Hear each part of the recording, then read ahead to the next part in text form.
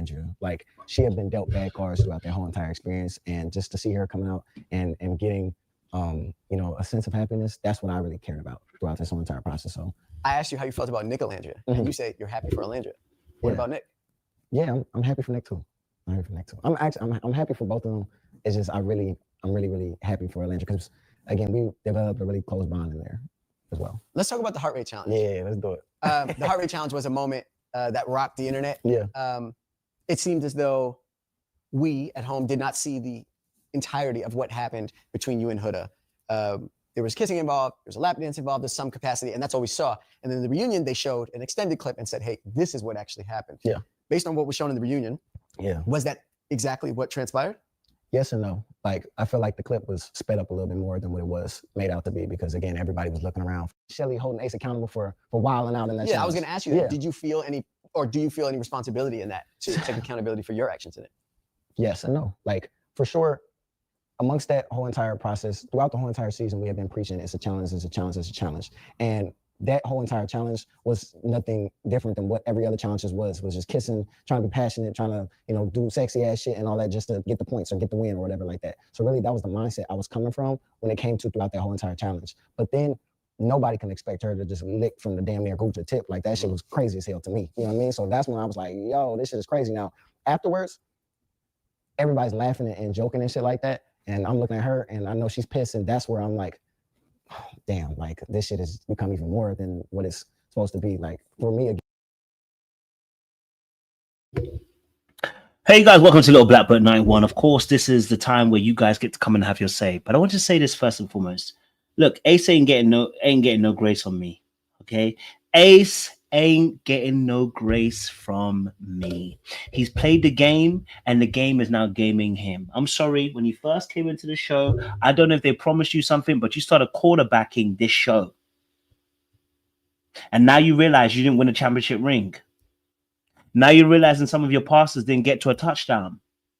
Now you're realizing that your yards didn't seem to match up with the effort that you put into this game. I'm sorry, I haven't got the time to be getting sentimental over Ace about how he's still trying to twist the narrative to make himself look good. Okay, a lack of accountability. Here's my thing: if Huda did a big one, can I keep it a buck here? Huda does a big one and ends up licking my penis. Yeah? If I know I'm locked in with my girl, I'm going to tell you this honestly and truly, I'd have told Huda off, like, what the frick are you doing? You know I got my girl. That's way too far. Right? Instead, she did that. Then you allowed her to throw you onto the ground and you were grabbing ass cheeks. Sir, you were literally soft porning with her. She's not the only one in the stupidity here. Unless you yourself are about to call her out and say what she did was sexual assault, sir, you have to be accountable. You know what I'm saying to you?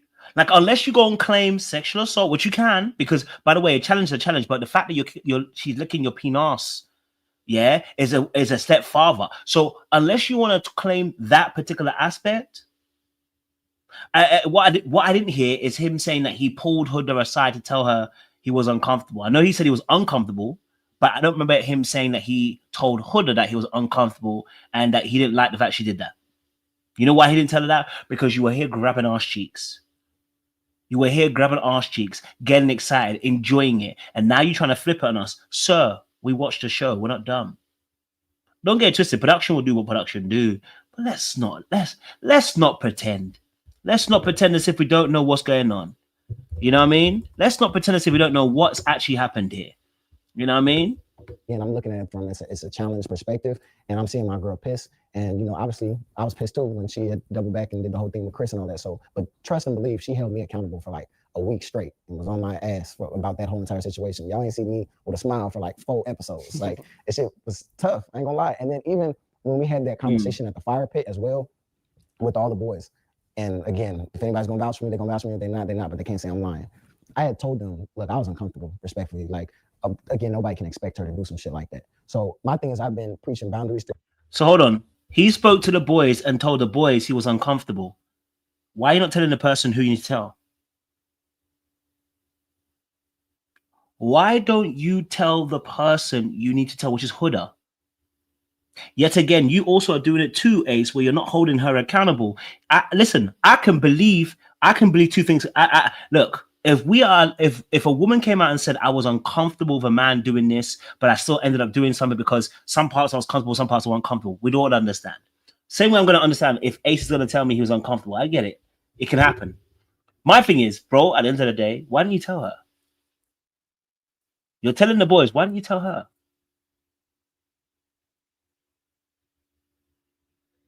You know what I mean? Why don't you tell her so that she can learn that this is uncomfortable behavior for you? That she went way too far, and it was nasty work for her to do. Why don't we tell her that?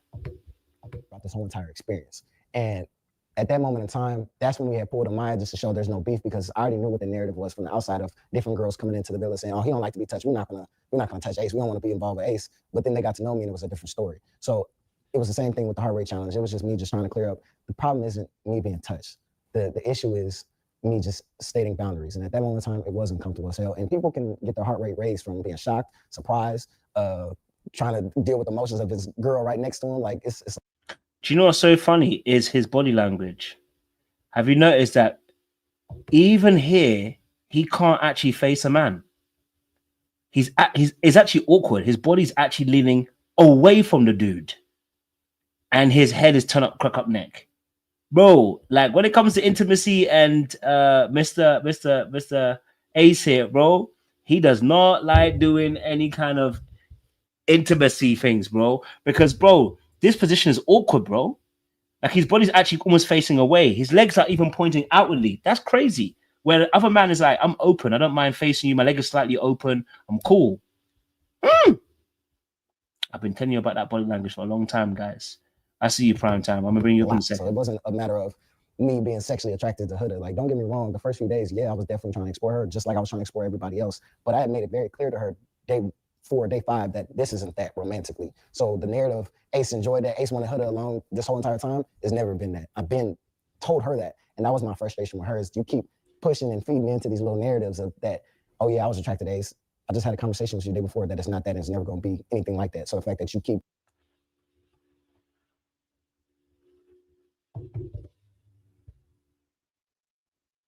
So Ace, you telling me that you never wanted Huda, yeah. The way you grabbed her cheeks doesn't tell me that you didn't want her. Now, whether you wanted her in a relationship to wanting her in sex, 2 different things. But sir, I've never seen a man that grabbed cheeks like that who don't want someone sexually. Because you see, even men, listen, as much as they may find some women disgusting, they can be sexually attracted to a woman they find disgusting. I'm just gonna be honest with you. Men are very weird in that way, but we can think of our balls instead of our head. And trust me, I understand. But you got on like you didn't want her at all. And sir, the way that you were behaving in the very beginning. But anyway, you know, listen, let me get my one of my persons on here. Let's have a discussion, maybe, because you know what? It's good to get some talks going. Brother East, it's been a minute. Brother, it's been a minute. How you doing? I'm doing good, brother. I'm looking forward to what you're gonna say, brother. I've sat patiently. I've observed. I've been working on myself. I've been, you know, tapping in a little bit. But I first want to commend you for how you handled this season, because you were getting, you know, ripped to shreds left and right from different parts of the internet. And so I first want to commend you on that, because I've never seen a more like aggressive group of people or fandoms, like a fandom like Love Island. This has been a complete, like, Love is Blind was one thing, anything else, but Love Island was another one, and also just the frequency of how it often came on. But just to get into the meat and potatoes of the show, I think Ace, he came out with this interview because he felt that Nick did him wrong. The goal wasn't to kind of set the table for everybody. I think that he isn't liking the backlash that he's getting currently, and he mostly doesn't like how Nick did him, because Nick, as you said the entire season, I've been agreeing with you behind closed doors, but I'm making it up front now, is that Nick never would, he plays both sides of the fence too much. And I don't know how to explain it to anybody else, but if y'all are part of the Olandria crew, he don't like her. They understand there's a value proposition of them being together. She's a dark-skinned woman. he's a white guy. Like there's a lot of value that could be had from a influencer, brand deal kind of perspective. And so people know that people are going on the show with that knowledge. And I feel like Olandria had a very genuine approach. I feel like I know Nick is very fake, is very calculated, and he knows that this is a great opportunity for him. And so Ace was like, nah, we're going to rain on this parade. We're going to let everybody know that this is a fake relationship, or at least fake on your side. And then we're going to let the cards fall as they may. Yeah, no, listen, I definitely hear you on that. And I think obviously Ace's motivation on his interview was like a punishment for somebody abandoning the team. Mm-hmm. It was like, you don't get to abandon the team. You don't get to, and when I say the team, I mean him. Because Nick and Taylor are still boys. Like I just watched it live. Taylor's still backing Nick. Like there's no tomorrow. So Taylor and Nick are still boys. So the abandonment is with Nick and Ace. Ace thought he had Nick under wraps, and I said this earlier in the season, but Nick has never been under Ace's wraps. Whilst he followed a little bit and followed in the sense of like what they were doing, but he always had his own opinion about what he wanted to do. He was willing to go against the grain. And I think Ace never really saw that until now we're seeing this. Now, I'm with you. I think that Nick is an opportunist, as I said as well. I think Nick is somebody who just saw an opportunity, has taken it, and has run with it. But yeah, Ace definitely has his motivation here wasn't to, I'm trying to save Olandria. It was never about Olandria, never about that. It was just about him kind of like calling out Nick because he's annoyed that Nick's done what he's done. I also think there's a little bit of portion of him kind of pissing on the entire Love Island process because he really didn't have to. Again, I think it's great because it's starting to peel back some layers and pierce the veil of Love Island. I think the fandom is a little bit still, and maybe not on this channel and maybe not watching you, but in general, I think it's a little bit delusional in the sense that like they really think a lot of these couples are like real deal. And it seems like we're constantly getting played, but he pierced the veil of that because even with Taylor and Olandria, he was saying that influence, like people were influenced. Now, I saw the live that Taylor was talking about, and he was hinting very heavily towards being influenced by the producers. That's the only reason why he was like really pushing hard for Olandria. And so, and I kind of believe it because I know that he might have thought she was pretty, but he wasn't like attracted to her like that. Like you could tell because his relationship with Clark, I think is a real deal. Like they got like natural chemistry and they seem like they complement each other very well. But I think that it was really forced with him and Olandria. So looking at that, it's interesting to see how things have kind of expanded. But I know that Ace's motivation was because even after the reunion, he didn't get that level of admiration, even with him stepping out with Shelly. Like, to be fair, I think Shelly and Ace, their relationship ain't real. Like, I think that they faking the funk for everybody. Hey, I call it how I see it. I think they faking the funk. And he's not getting the admiration that he thought he would by being with a Black woman, by being showcasing the Black love. I'm sure he probably thought he would probably be in like Cordell's situation with Serena and they could kind of make this thing and pivot and move into another area, but he's not getting that. And now you're seeing him like, let's just go ahead and rip everything down. The only person he really didn't rip down was Taylor and Clark. And I think it's because they're actually genuine, but I'll move on from there.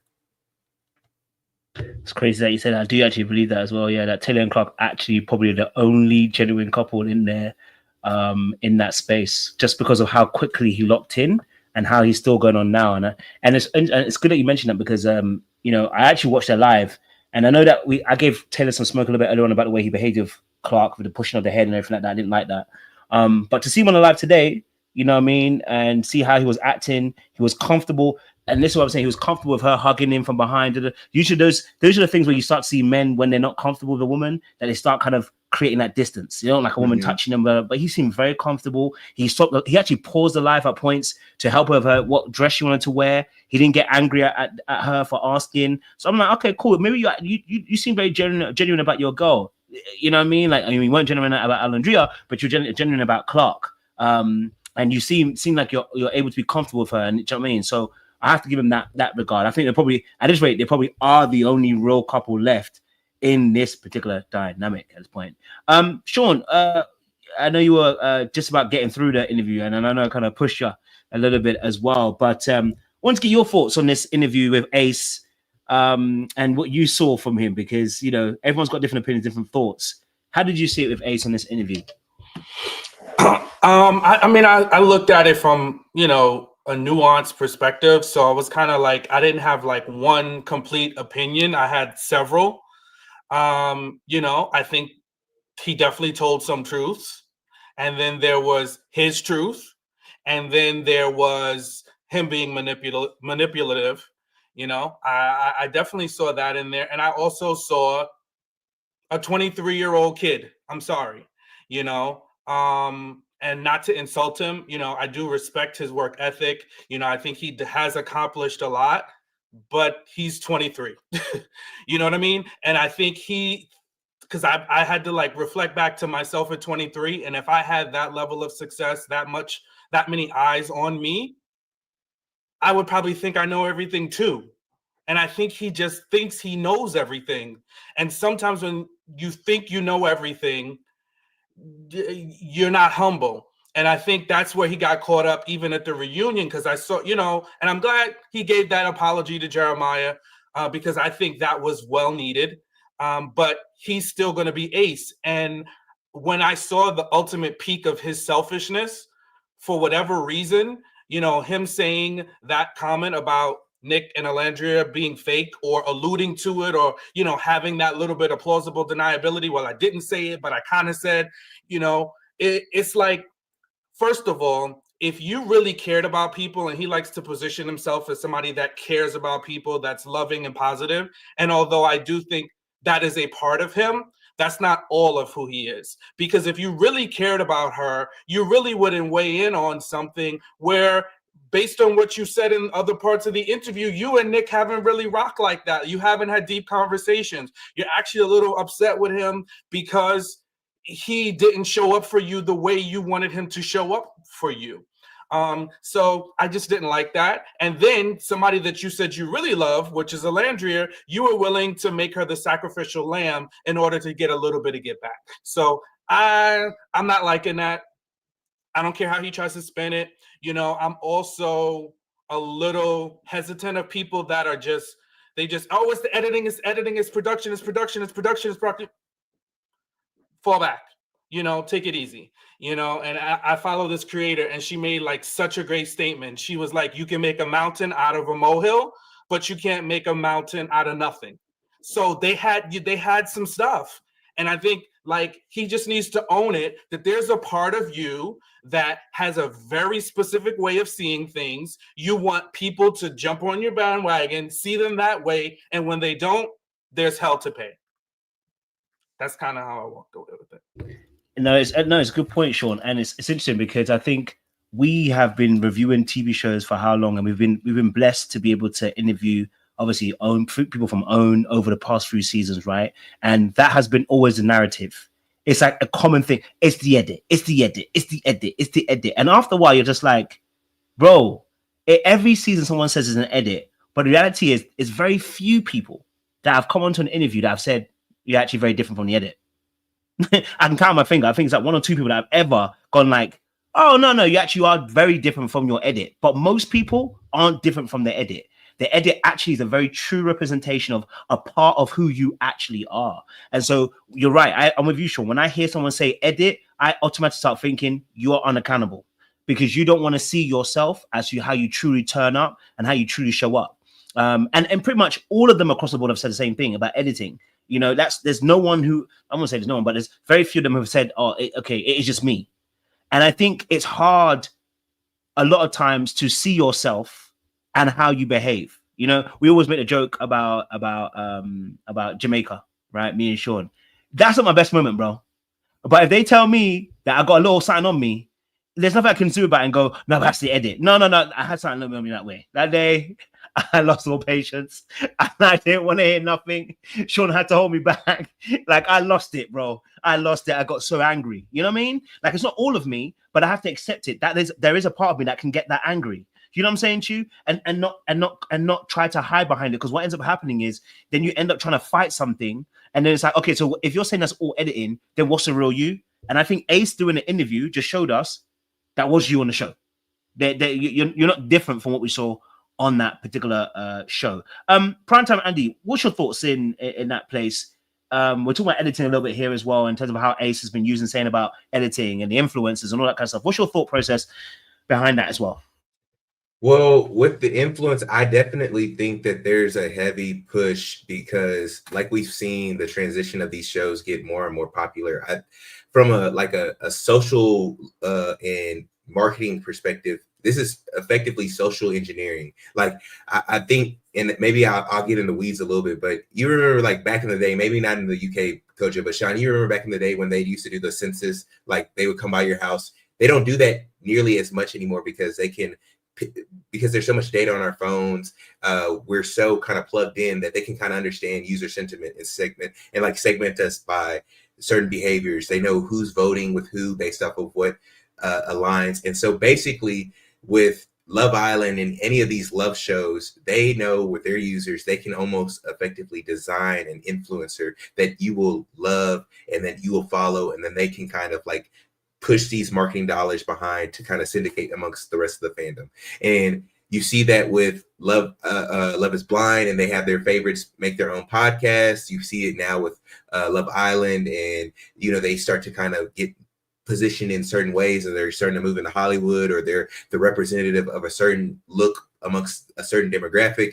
And so the problem is that production is getting so involved, and they're trying to create this narrative or create this person that it's almost manipulating the fan base in a way.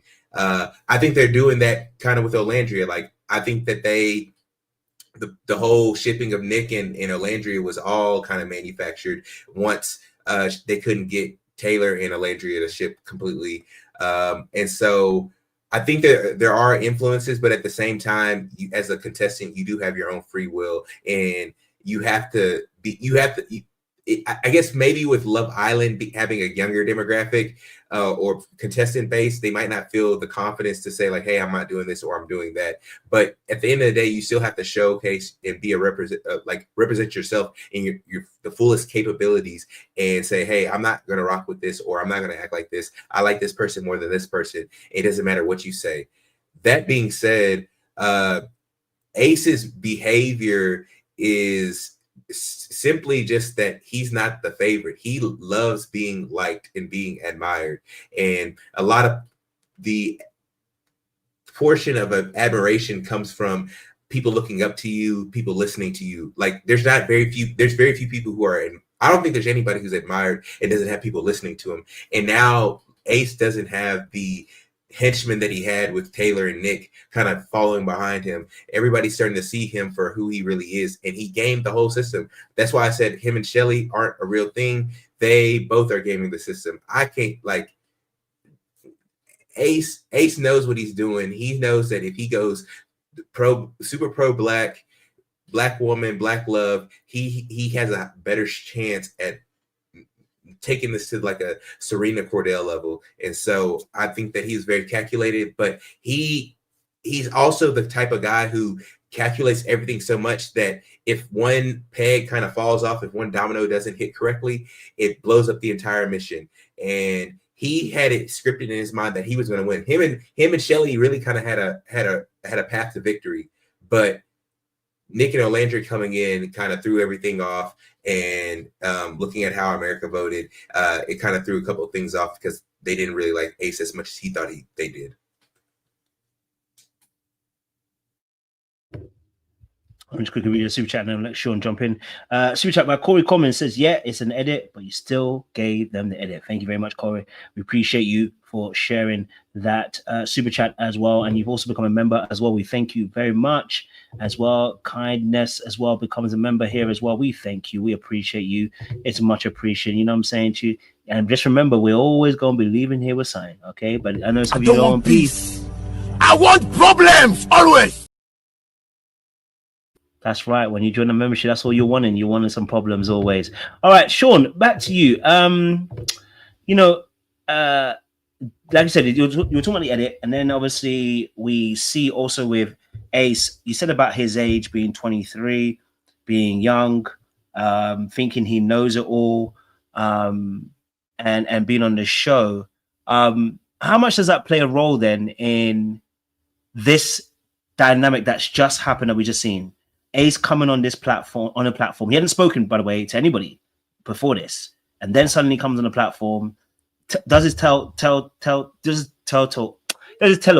and in a sense outs Nick, but as the same you said earlier on, ends up outing Olandria as well at the same time. How much does the age really play into that particular aspect? Is that something that's an age, or is that just his character? Is that something that is taught, learned? What is that about?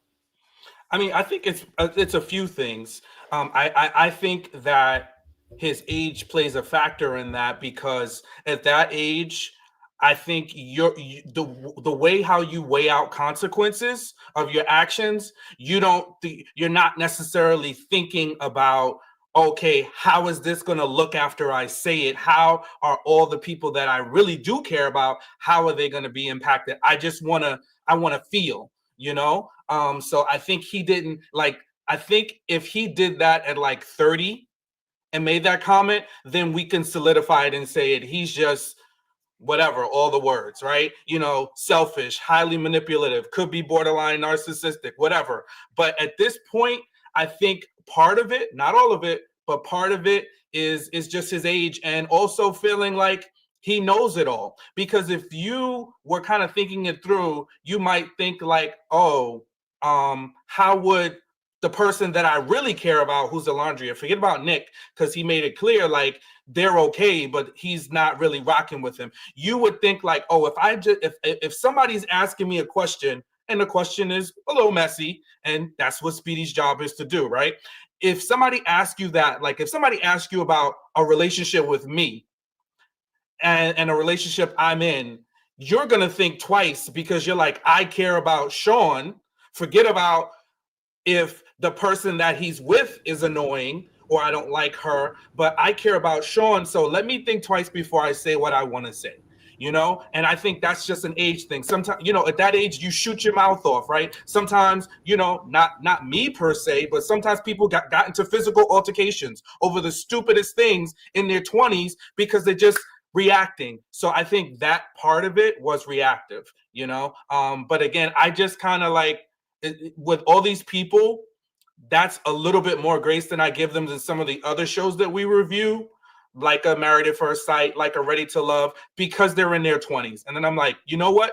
Let me remember how my relationships look like in their 20s. How long did my relationships last in the 20s? I might have a girlfriend today, and in 2 weeks, it's over. You know, it's like, and it, you know, could have been big or it could have been nothing. So that's the part of it. Definitely hear that. Definitely hear that. Welcome, Seaway, to the conversation. We're still talking about it's about Ace anyway. And I just asked Sean obviously about, because you made a point in a run about Ace's age in this regard. But I'll let you take it how you want to take it. What did you garnish? Because we already asked this question, but what did you garnish from this interview in regards to Ace? Some of the things that he said, some of the things that he exposed, some of them lies, some of them manipulation, some of them truths. What did you garnish from Ace in this particular interview? How did you view him? Oh, sorry, I'm unmute you. My bad. Go for it. Oh, sorry. My bad. You can unmute yourself. My bad. I muted you. It's me. So it's me. I was trying to unmute you. Go for it, Sue. Full disclosure, I didn't see like the whole interview. I just saw like the major clips. I need to watch the whole interview. But to me, this is, yes, a sign of Ace being young. But I think Ace, and I know people get on us all the time for diagnosing folks on this channel. I try not to do it, but it just is giving a bit of a and y'all know I never say this word, so that's how you know I really mean it. It's giving on the narcissistic spectrum. I'm not going to call the man a narcissist, but it's giving on the spectrum. His need to be his need for attention and to be the center of attention, and then pull it back and then reel it in and then pull it back, and then when people don't do what they want him to do, then he tries to control like a little puppet. Because at first I didn't watch the clip where he says that him and Nick weren't close, and I go back to see that he says that him and Nick isn't close anymore, which really is more concerning that you decided to do this because you and Nick aren't close. It just seems like if he can't get his way, he's gonna puppeteer things, and that's just not the way you treat human beings. Humans are not always going to do what you want them to do, and when things don't go your way, you can't try to, control the situation. And honestly, that's why I feel like him and Shelly are together, but we can get to that in another moment. But I feel like him and Shelly are the same people. And that's why they like each other. They both have zero accountability, very rigid about their thought processes. And when things don't go their way, they have blinders. And they're both very charming and very attractive. That's what I think. On top of the fact that I think when Ace gets older, he's going to realize that he's not as slick as he thinks he is. I think he thinks he's more low-key because he's young. When he gets into his 30s and 40s, he's going to realize that we see through him. Right now, he feels like he has the master plan, and he does not. Definitely hear on that. Primetime Andy, Ace age, does it play a role, do you think, in regards to what we've seen from him out here? Not that much, because to be fair, Ace kind of has a little bit of an old soul to him. He seems like whatever his life experiences were may have aged him up in a capacity, or at least or in a place, or made him act a particular type of way. It might not necessarily be a good thing, because you could have some traumatic events happen that may age you up, but you might be void of maybe some basic skills, or maybe some empathy or sympathy because of what happened. Like some people, just feel like you can make it out of no way, since Ace is like a social media celebrity in a way. So I don't think it's the age thing. I think that his mentality is uber competitive. I think that he always has to be the star of the show, even when he's doing the dance on TikTok. Like, it ain't like he getting other great dancers with him. He getting people from Pakistan, from India. He getting people, and he's basically kind of positioning that as like he's teaching people how to dance, which I'm not knocking the hustle, but he's the star of the show, and he has his like band of his married men with him, helping kind of propel him, and he's the star. I ain't see him fly none of the people back for the Jennifer Hudson show or Good Morning America. And so for me, I think that Ace always has to be the center of attention. And that being said, now that even with him standing on business, and people like that in the beginning, but they're seeing it now as him being messy, especially when you come for people's favorites. That backlash hurts. And so now he has to figure out a way to get the limelight back. Well, he thinks that if he can expose the truth behind Taylor and Olandria, the show, and Nick and Olandria, that's going to get the people to like him again. And that's not what's going to happen. People are irrational regardless. Like for me, we all knew that Nick and Olandria wasn't real, but now people are like coming to her aid because of it. He's telling the truth, y'all, but it's just he had nefarious intentions. I don't know if everybody knew that. There's people who really believe that it's real. You can't talk. Those people are delusional, but I do appreciate him saying some of this stuff. But I know it's coming from a nefarious place. I'll just say that. Definitely hear that. Ace obviously had a situation where he mentioned the Taylor Olandria situation, where he said basically that Taylor was kind of pushed into this. He felt like obviously those influences You know, he did, you know, make a face about kind of like almost like he didn't want to answer the question when they asked him about did he play Olandria in that space. What did you guys, ladies, feel like about Ace's inability to answer that question all the way truthfully, it seemed, and then for him to supplant the idea of influence being the reason why Taylor, quote unquote, ended up dragging Olandria along as well? What did you guys think of that? Yes, Sean.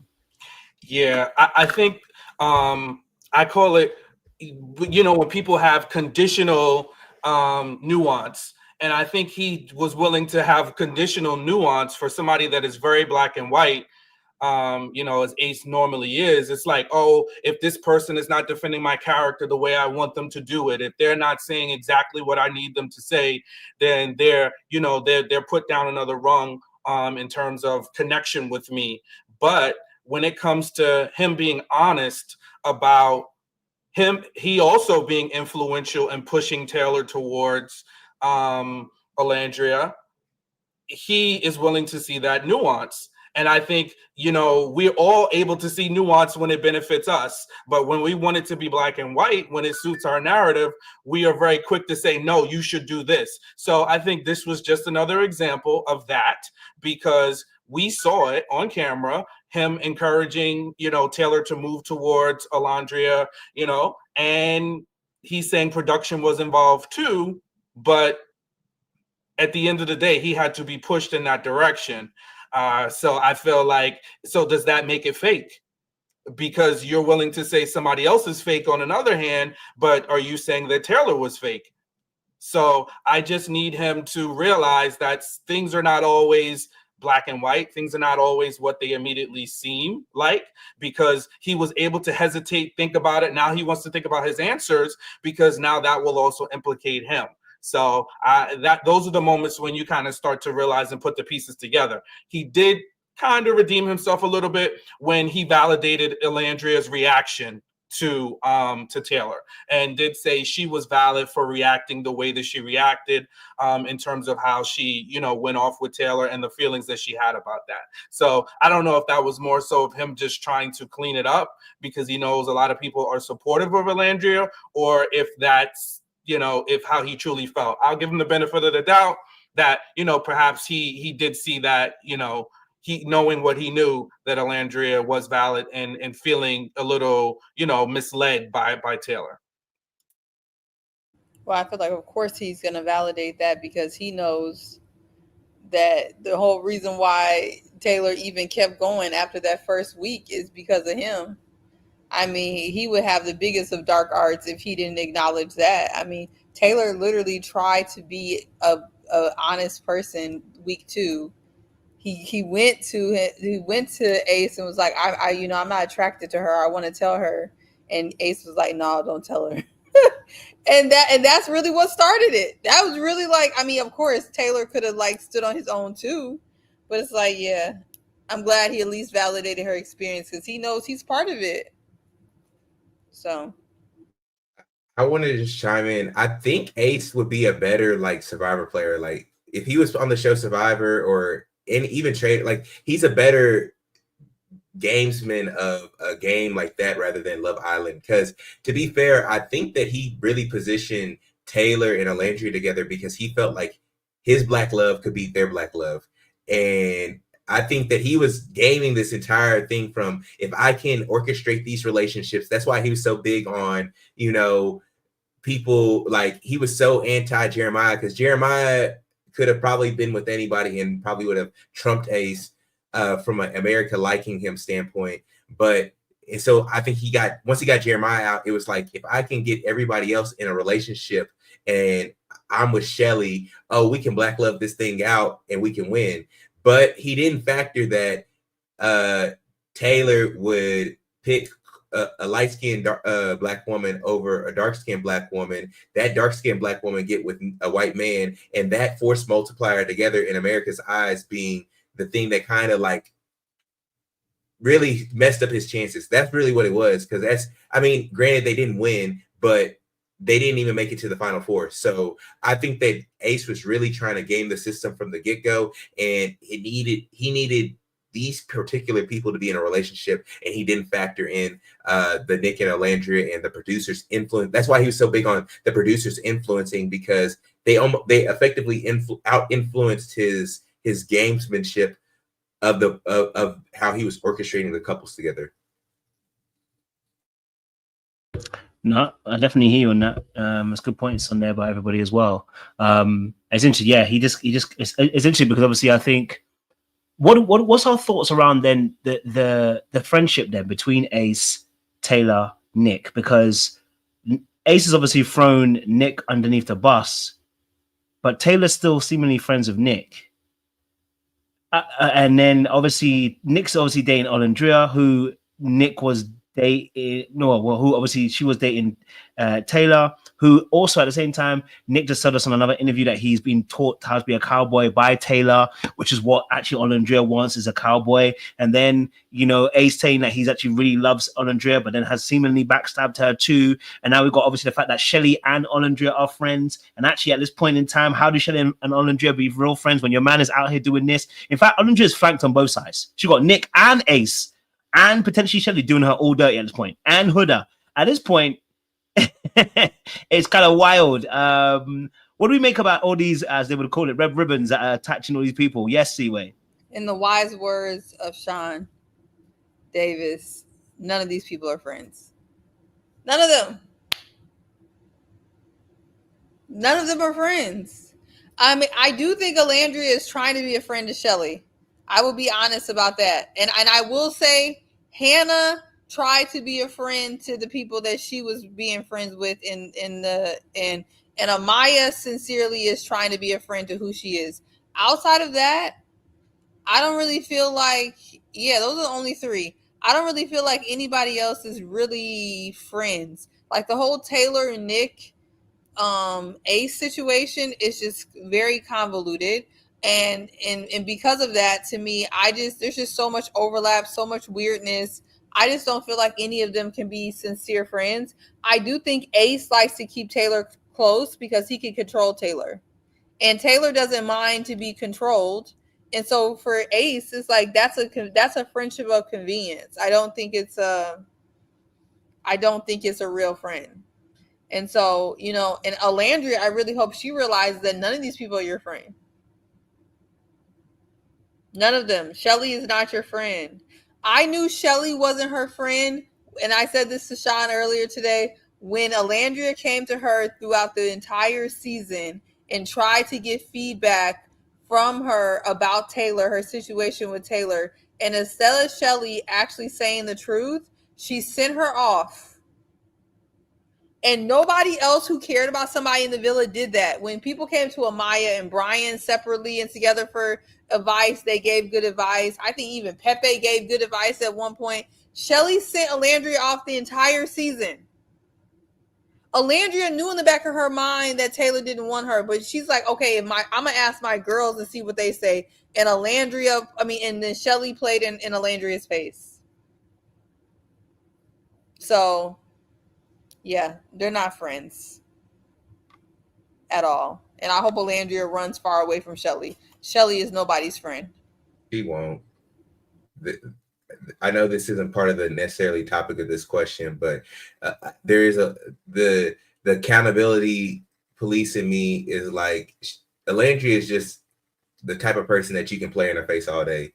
She like, I wanted to help her out. I wish I could just like tap her on the nose and be like, look, this ain't it. Like, and if she's moving, like Coach was saying in the video earlier, if she's going to LA, like I feel like there's a bunch of manipulators and a bunch of people who are going to take the light that she has, the external and internal beauty of her, and like use it for all kind, like just not use it in the best manners that it should be. Like they just kind of play it all in her face all season. I didn't really like that.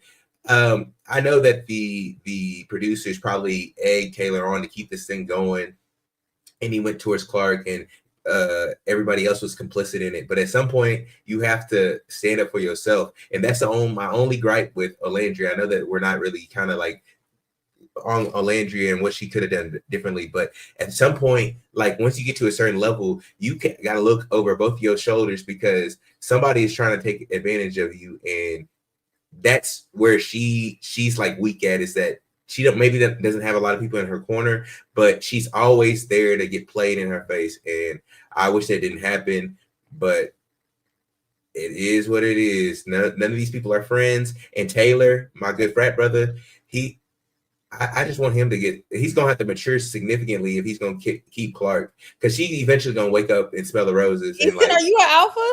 Yeah. I knew it. I knew You was didn't on know my that? We talked about that before. No, Yeah, we talked about the behind. Why Easton was on my list. He stays on my list. That's why he cannot be my client. Okay. I did not know that. Yeah, good. One of the good brothers.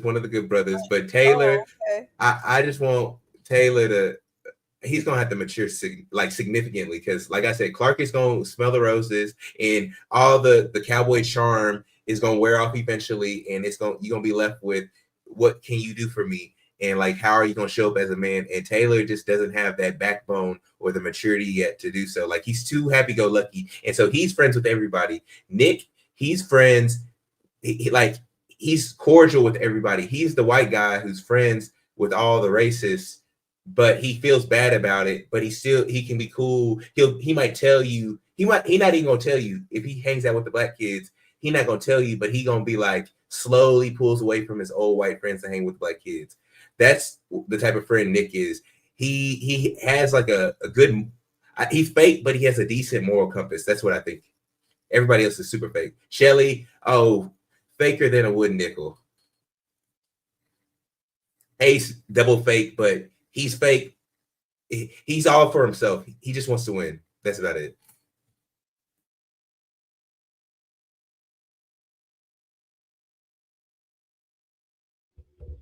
Go for it, Sean. I don't even know what to say. I don't know what to say behind all of that. I think when it comes to Olandria and her friendships with all of these people, it's just quite a tricky thing. And a good chunk of this is attributed to people in their 20s, because a lot of the people that I was hanging out when I was in my 20s are not the friends that I have today. And I think you kind of sort through that. They're going through this on a very public way, but I've had friends talk about me behind my back, kind of reveal things that I didn't want, somebody else to know, tell my girl something that like that kind of stuff has happened to me, in my 20s. So I don't want to say I'm just brushing it all under the rug, because it is problematic things, but it's stuff that I had to see before me and then be like, oh, okay, this is not somebody that I can rock with. I think sometimes we forget as reviewers, we're having the benefit of a bird's eye view and also not being connected, because it's not our lives, it's somebody else. So we can easily, unhinge our emotions and just be like, that person's trash, this person's selfish, this person's that. And there's a benefit to that. But I think sometimes in this kind of friendship, it's going to take this Ace interview, right? For somebody to, for a Nick to look back, for an Olandria to look back, for maybe hopefully even Shelly to look at this and be like, babe, whoa. Were you trying to blow up our friendship groups? Were you trying to hurt my friend? You know what I'm saying? Like, I think with those bumps and hurdles, hopefully people learn. Now, if people keep doing the same things after seeing people's behavior, after people showing them, I think that's when we can just kind of say, okay, they're a little dense. Now, do I think some people are on a spectrum or two? I do. I'm not going to lie. There's a couple of folks that's on a spectrum or two. And one that already did an interview, Austin, that he was already did, he was a former, opioid user. So I think some people self-medicate when they're on the spectrum or have other things going on. Other people, it comes out in their behavior. I think Taylor shows us glimpses of being a cool guy, has this fun-hearted, nature, but it doesn't remove the fact that he is problematic.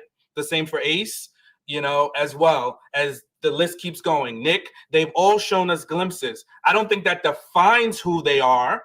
I think there's a scale of who's really, really a bad person and who just has some bad behavior. The verdict is out on Ace. I think this interview showed us a lot, and I think he was smart to just let this be his first and last. I don't think Ace needs to do any more interviews. They don't serve him the way I think he thinks they serve him, and that goes back to my other point in the beginning, that he thinks he's smarter than he is. He thinks that he's going to come out, drop the receipts, stand on business, and now America's going to be able to see, oh, this is this, and we like him again. No, bro, you're actually exposing yourself more and more, because we're getting to see a little bit of how you operate, a lot of it of how you operate in things, and it's not good. It needs to change quickly before you get into the land of no return. Definitely hear you on that, and I think it's I'm looking at it and I'm like, I do feel sorry for Olandria, right? You know what I mean? Like, I still think she got played, but it seems like she's getting played on all sides now. You know what I'm saying to you? Like, if I'm Olandria, that meme where he's calculating everything, yeah, is what I'm doing for Olandria. Like, right now, Olandria needs to calculate who's actually her friend. Nick's waiting to unfollow Huda to after the reunion. You got Shelly with her man doing what he's doing. She needs to put him up with a scruff of the neck. You got Ace who said he loves you, but then do it. Like, on all sides, you're getting it, bruv. So at some point, you probably are thinking to yourself, like, you coming in there trying to be as genuine as possible, and you've come out the other end, being done dirty. You know what I mean? And it is interesting because obviously Taylor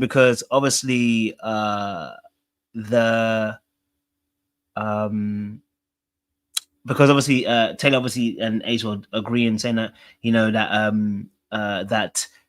Taylor got pushed to this. One thing I wanted to ask your question is, if Ace is somebody who always stands on business, somebody Ace who commends himself to stand on business,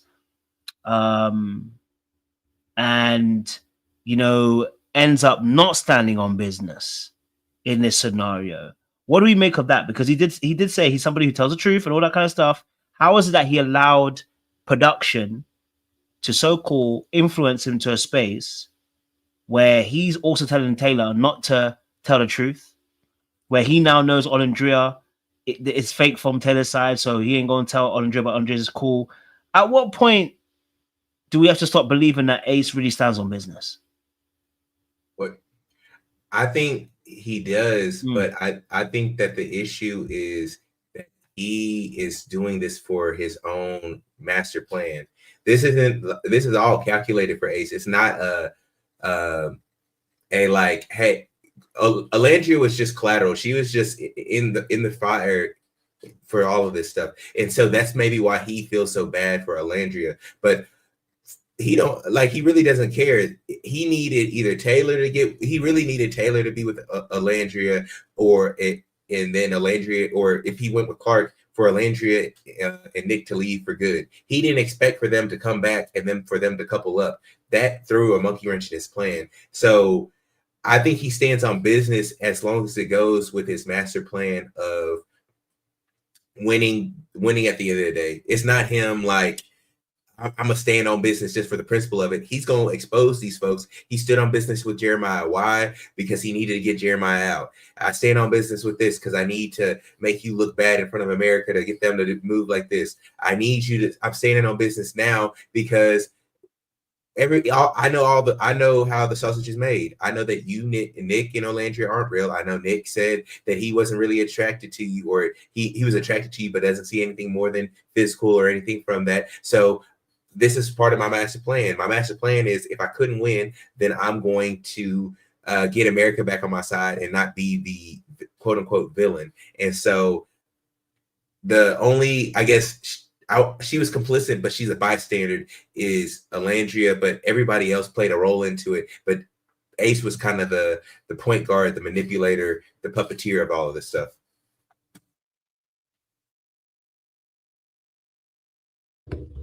Definitely hear you. Stand on business or not, Sean, with Ace? Is he a stand on business person, since he let a production influence him. I mean, we've heard that before on Ready to Love. Several times they've said obviously they've been influenced by production. What's your thoughts on that? Yeah, I think just like with anything, people take a term and then they just ride it into the ground, and that's what's happened with Stand on Business, because people just want to take it and they want to ride it till the wheels fall off. And I think he has made that his persona, not realizing that now that pigeonholes you to always be that. And he definitely doesn't always stand on business because he told himself, right? He allowed production to manipulate him against things that he wanted to do. Then he told Jeremiah, how can a grown man be a ringleader, right? So there in itself is a contradiction. So I think that, is he somebody that's outspoken? Yes, I definitely agree with that. He's outspoken. He is comfortable talking about how he feels. He is persuasive. Yeah, he's compelling. He's interesting.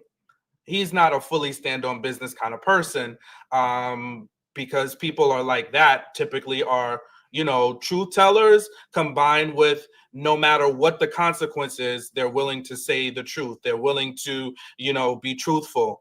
And when they're called out, somebody that stands on business owns it. And if needed, is willing and, to apologize. You don't have to drag the apologies out of him. So that's what I think. I don't think he's a stand-on business person. I think he thinks he's one. In his head, he's one. But in reality, the actions don't necessarily reflect that.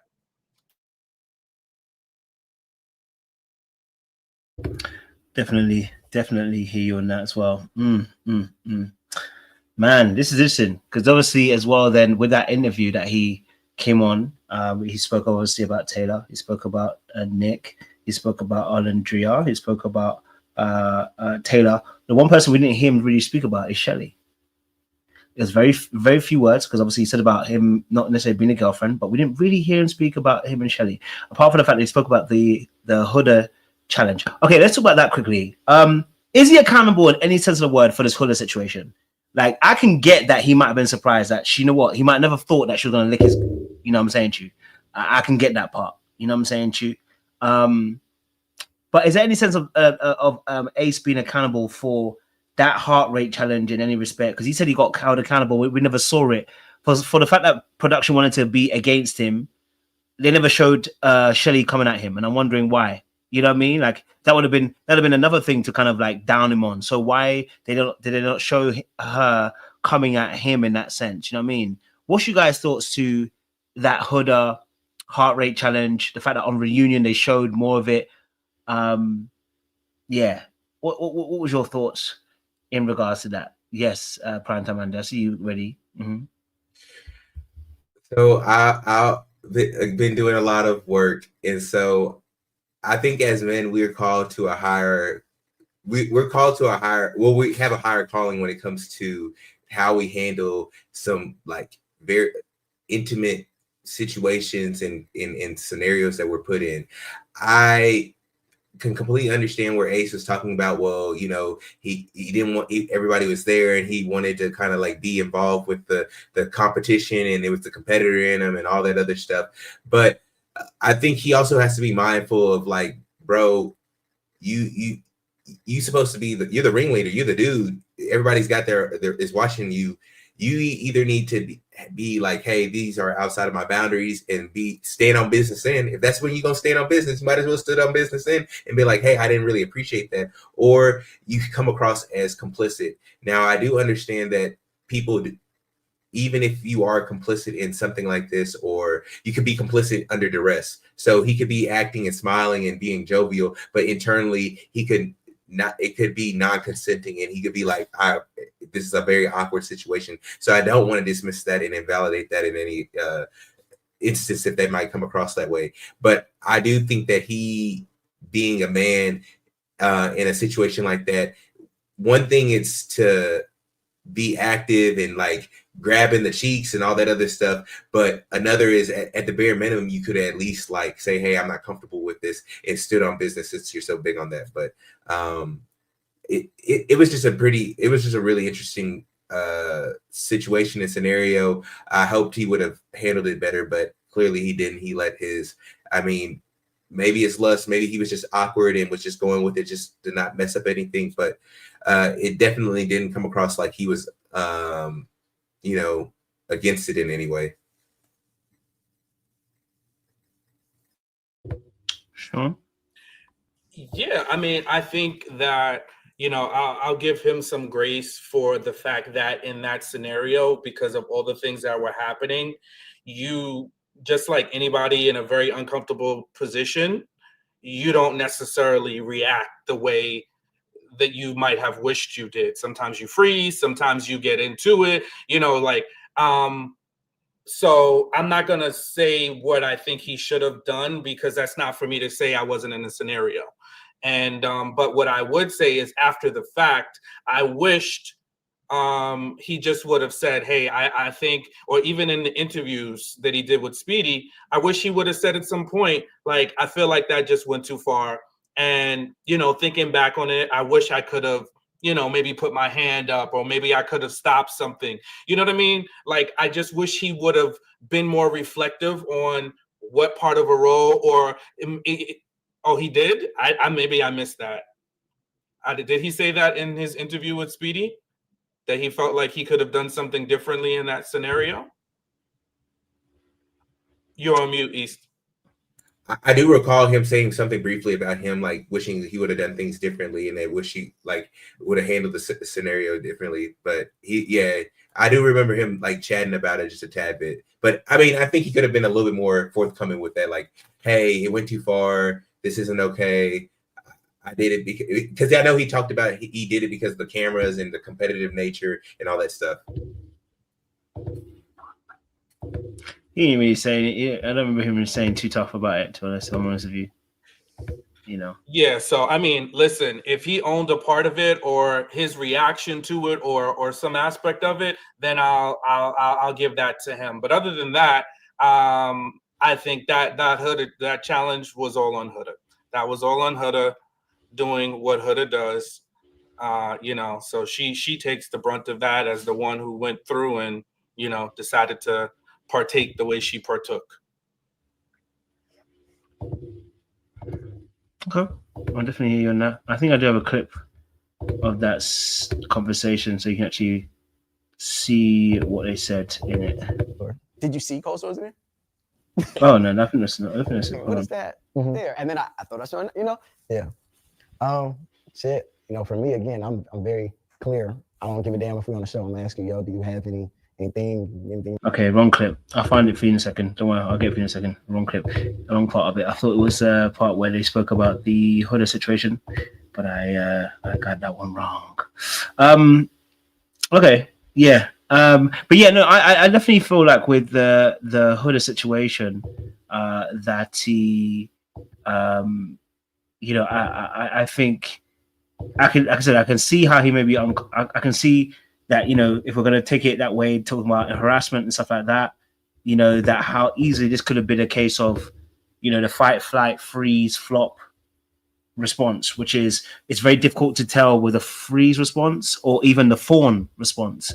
The fawn response is probably the hardest response to kind of dictate, because when someone fawns, they go along with it. Fawn to fawn and to be a friend is to go along with the situation. So you may not like it inwardly, but you outwardly go along with it, even though you disagree. And that's the most difficult one to spot, because the person could be, quote unquote, going along with it, looking like they're consenting, but never really gave an actual yes. So if I was to go along with that line of aspect, then I could see where Ace is coming from.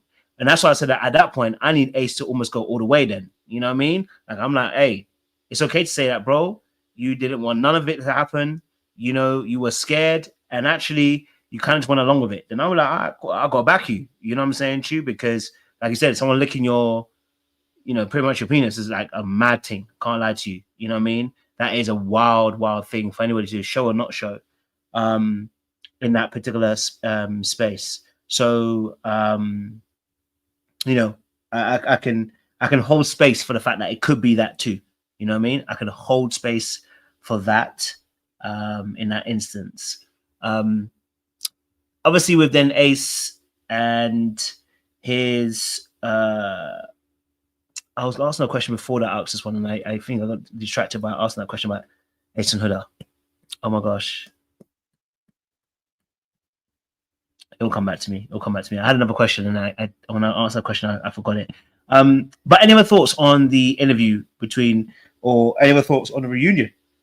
Because I didn't even ask about that, because you guys watched the reunion as well. Any thoughts on the reunion and what you saw on that? Did you have any thoughts of that you felt you wanted to share on this aspect? Sean or Andy can go, man, whichever one. Any other thoughts? Yes, go for it, prime time. Oh, I was gonna let Sean go, but I'll set I'll set the table, and then I'll let Sean kind of clean it up, and as he does all the time when I mess up something. All right, so with the reunion, I was particularly interested in how much, like, if they were filming for 12 hours or 11 hours or however long they were, I felt like, again, the narrative building and the storytelling that they wanted to highlight, I think that they could have gotten into so much more detail. Like, I'm thankful that they were really focused on certain aspects, but if that's the case, then just invite the people that you're going to show. Like, a lot of people were just kind of there as filler for the most part, but I just wanted to, like, I wanted more nuance between the Taylor and Olandria situation, like how she perceived things happening versus how he perceived things happening. I think that was the one area that I wanted to be hitting on. And Clark was just quiet, but I also wanted her to see, like, ask how she felt being kind of like the last person in the love triangle. Like, how did she feel during these moments? Because she kind of got the raw end of the deal, because Taylor was hated so much that they got voted out without there being, like, without her story kind of being fleshed out, or even people really getting to know who she really was. And so that was one area I was particularly interested in. I wish they would have held Nick's feet to the fire a little bit more and mentioned Sierra more, because it's so weird and taboo that he's able to turn off the switch, and Kojo was talking about this earlier with Sierra, and then turn it on with Olandria, and then nobody is over here holding him accountable for doing so. Like night and day switching from people. And if everybody's supposed to be like girls, and y'all are supposed to be all for each other, the sisterhood is supposed to be holding each other down, like, ain't that kind of like really like wrong and dirty? Like you were all in for this one person, and then you gonna flip on Olandria, and then y'all want him to flip on Olandria? Like, he a flip-flopper. Aren't you wanting to see a good sis happy? But it just seemed really crazy and taboo, and I didn't see how the fandom was gonna react to that. But instead, they just ate it up and was like, yeah, Olandria, the greatest thing on earth. And so those are some areas that I wish it would have got fleshed out a little bit more.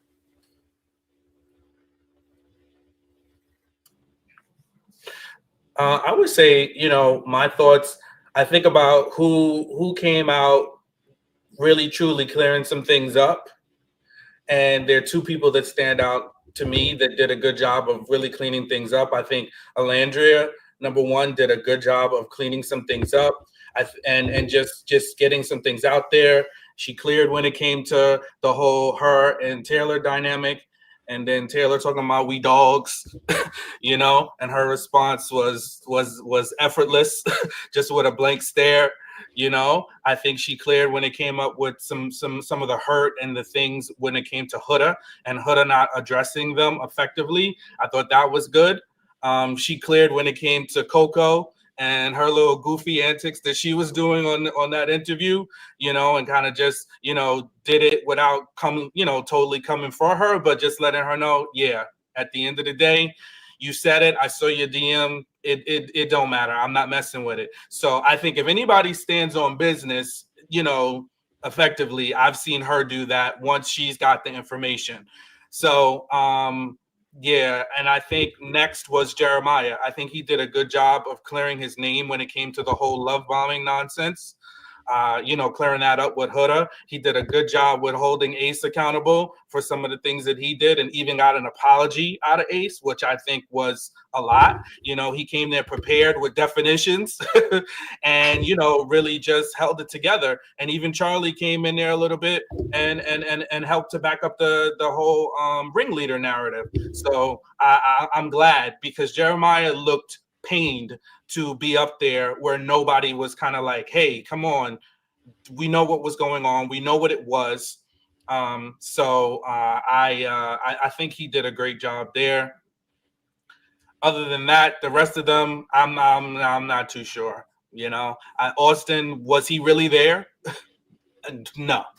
And Shelly, God bless her, she tried. I think the thing that I saw with her, and this is just my own little thing, I think you just have to know when to hold them and when to fold them. And she just stuck on that thing about Huda bringing Chris to for both of them, but spinning it.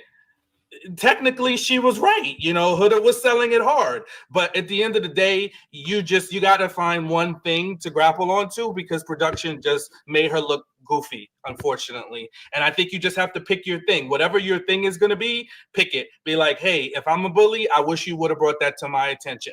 If you'd have brought it to my attention, or you think I did something that harmed you or hurt you, please, I wish you would have let me know. Share with me what are the examples, and that's it. Those are overall my thoughts of the reunion.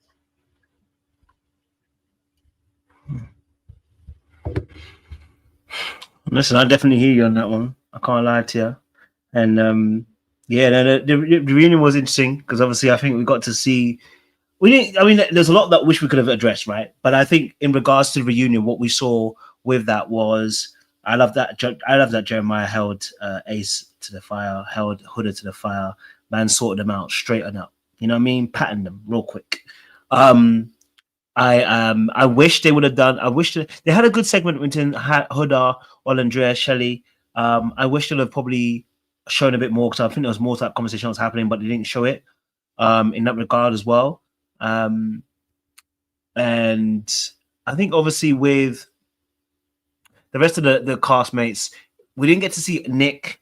And maybe the way that he handled Beladasha because and Sierra, because of course Sierra said something racist, so they cancelled her, which is again a shame at a point, because obviously we would love to hear what her perspective is, but I guess you don't want to give a platform to somebody who's racist, but I get that. But yeah, it would have been nice to have seen some a bit more of the reunion and some of the people's thoughts in that regard. I'm wondering if maybe I'm wondering now, after Ace's interview, whether it opens the floodgates for people to start telling the truth, and stop the pretense, stop the nonsense of just trying to make it sweet, come out and do proper interviews. You know what I mean? Not in your head prime time. What are you thinking?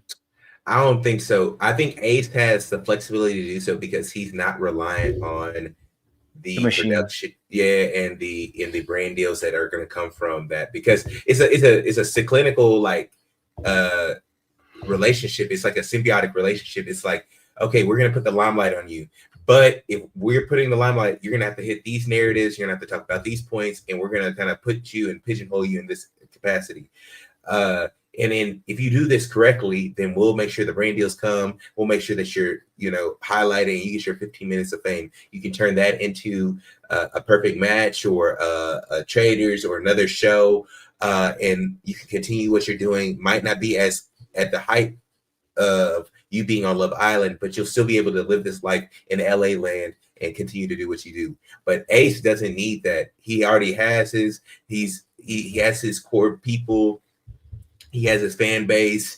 He really, all this was just for him to add on to his fame and notoriety, because the Love Island stamp is a different level than just being on, having multiple millions of followers on TikTok and being on all these shows. You're beloved forever. Like we see it with Cordell and Serena. And so he can go out here and go off script and do something that isn't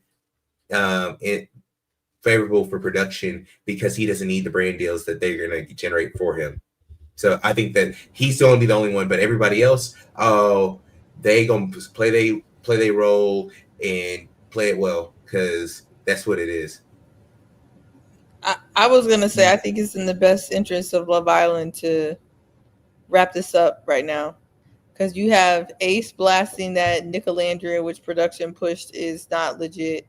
You have Amaya and Brian broke up. Pepe cheating on Iris allegedly. All the couples are just a mess. Clark and Taylor probably are the best couple, and they were sent home early. And so I think it's best for them to move on, because if they get people, if people think that they can push a fake relationship, that's not even good for the brand. I think Love Island's gonna wrap it up. Jesse, after this.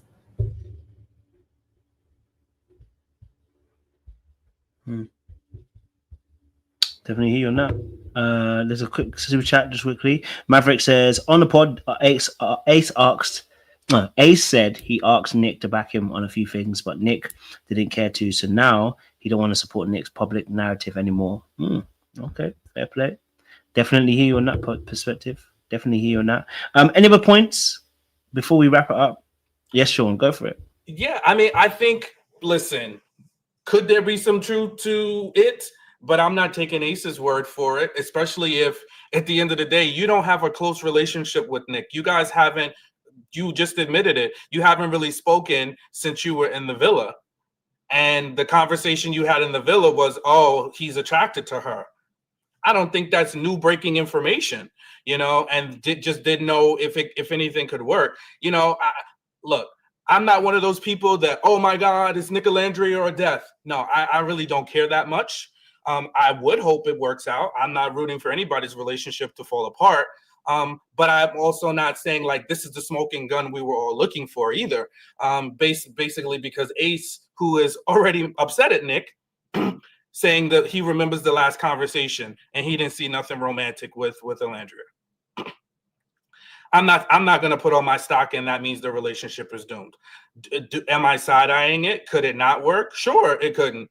And I think sometimes, and this is just my thing, I think we just want to be right so much about people, and we want to be right that the relationship didn't work out. And maybe we are, but maybe we're not. And relationships people break up every day for a wide variety of reasons. Some of them people can see and some of them people can't.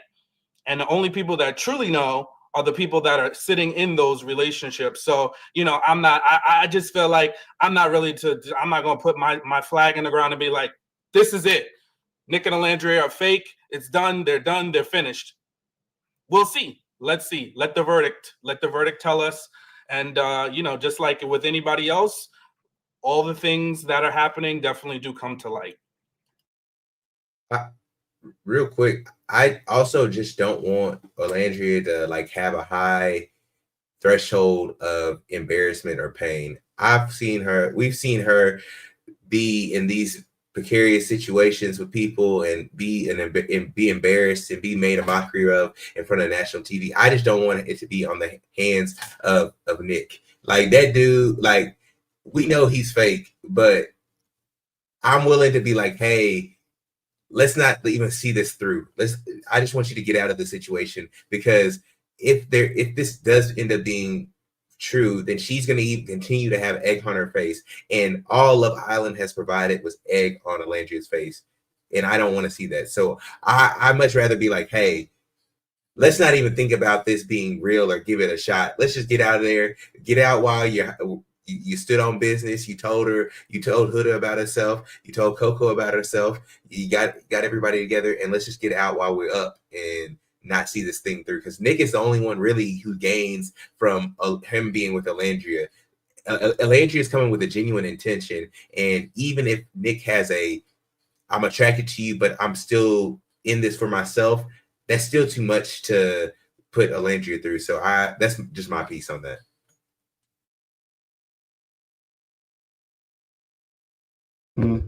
Definitely hear that. Okay. We're gonna wrap it up. I know we didn't go too long, you know. I like to keep you guys so you have another life to live, you know what I mean? But listen, no, I think it was a good conversation, you know what I mean? And I'm sure more's gonna come out in the next few days. So we'll be keeping a close eye on things. Because I'm sure, you know, Nick will respond in some shape or form. Olandria probably respond in some shape or form. I know Nick put out there's a little thing on where he was on Snapchat or whatever and kind of put a face or whatever. So he didn't say anything, but he showed a little bit of face. And Olandria said she's got to focus on her Tuskegee event or whatever she said. So, and I'll probably mispronounce Tuskegee, but forgive me. You know, Tuskegee. I was like, yeah? Tuskegee. Tuskegee. That homecoming. Tuskegee. Yes. Tuskegee. Y'all be saying some funky ass names. Y'all be worse than the Africans at this point. That is a city. That's a major town. Y'all are worse than the Africans when it comes to names, because what's this? That's not black people. That is the United States. That is that's a city. That's right. You worse than the Africans when it comes to the names. That's what I'm trying to say. You're worse than the Africans. Y'all must have some clicks in there. Tuskegee. Yeah, you might as well. Making it mad difficult. Both of them, you had both of them that had you on the hooks, and now Tuskegee got you all caught up in the matrix. And yesterday we had 504. That was taking me out. How that lady was. That took me all the way out. 5E4. You know what I mean? I said Eox Fiox. You know what I mean? So hey, I was with you, bro. I ain't never seen nothing like that. No, I love it, man. It's nice, man. It's nice to see the diversity is special. Sean, do what you do best, man. Benediction time, brother. Is there a benediction for this? I don't even know, bro. I'll say, self-reflection, is a good thing. The mirror is used not to just check out your outfits, but look at yourself and examine yourself, show yourself worthy by your level of self-examination, your willingness to be wrong. It's okay.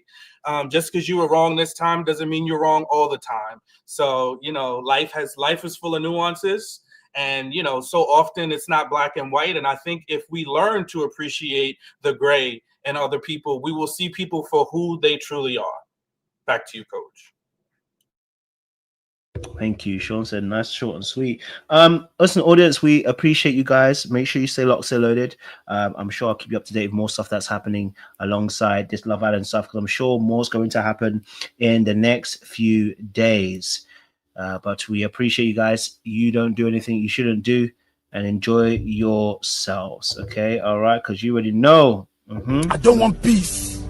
I want problems always. Absolutely, always is good, and you are gonna have to go. Not on my watch. Not on my watch. That's right, Ace. Not on my watch. Behave yourself. All right, appreciate you guys. Still lots of those. We'll see you again soon. Tough.